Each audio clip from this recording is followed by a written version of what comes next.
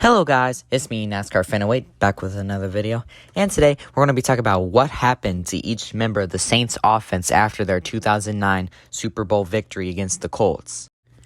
Now, I originally got this idea because I was curious myself, so I decided to do the research necessary to fulfill my curiosity, and then I decided I'd make a poll between a Retro Bowl series video or this video that you're watching right now.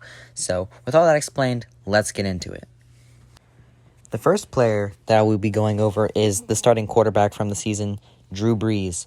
After the 2009 season, Drew Brees arguably went on to have the best seasons in NFL history, including years like 2012 and 2011, respectively, as well as great years like 2016 as well.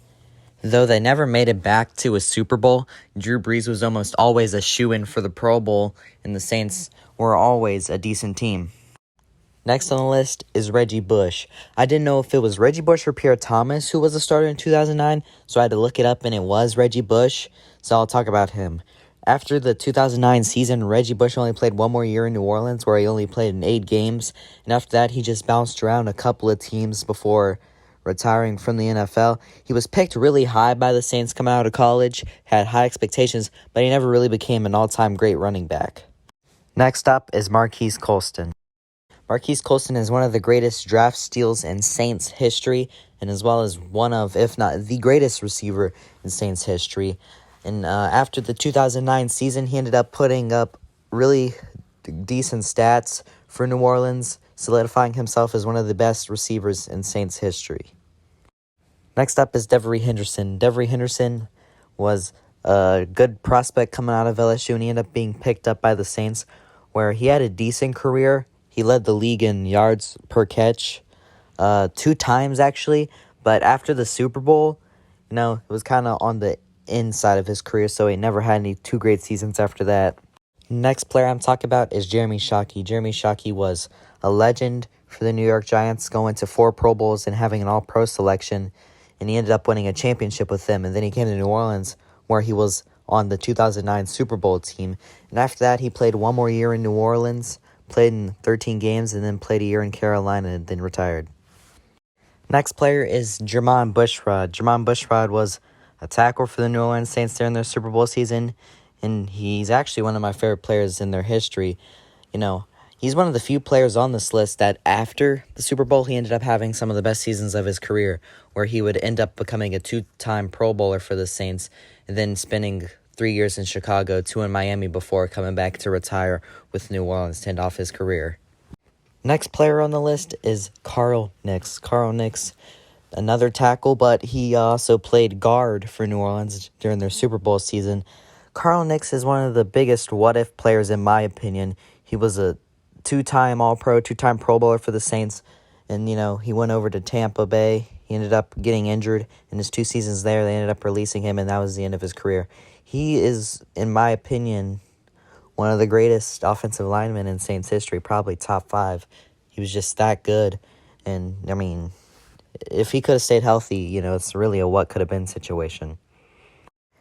Next is the starting center, Jonathan Goodwin. Jonathan Goodwin was a 5th-round pick by the New York Jets, and he ended up becoming a 1-time Pro Bowler with the Saints during that 2009 Super Bowl season.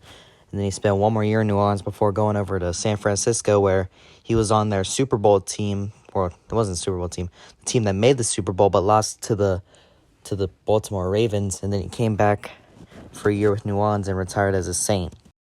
Next up is Saints legend Jahri Evans. Jahri Evans is, in my opinion, a future Hall of Famer. He had such a great career with New Orleans. He was a 4-time first-team All-Pro member, 1-time second team, 6-time Pro Bowler, Super Bowl champion, And just for funsies, he went to Green Bay to end his career as like some side quest or something. Just absolute GOAT. And if he's not in the Hall of Fame by 2025, I'll delete my second YouTube channel. Last player on the list is John Snitchcobb. I'm not gonna go and show you the rest of his career. He literally only played 1 year after, and his Pro Bowl year was the year the Saints won the Super Bowl, and he retired after the 2010 season. So that is all the players that'll be included in this video. At the start, I did say I'll show each member, but I meant each offensive starter.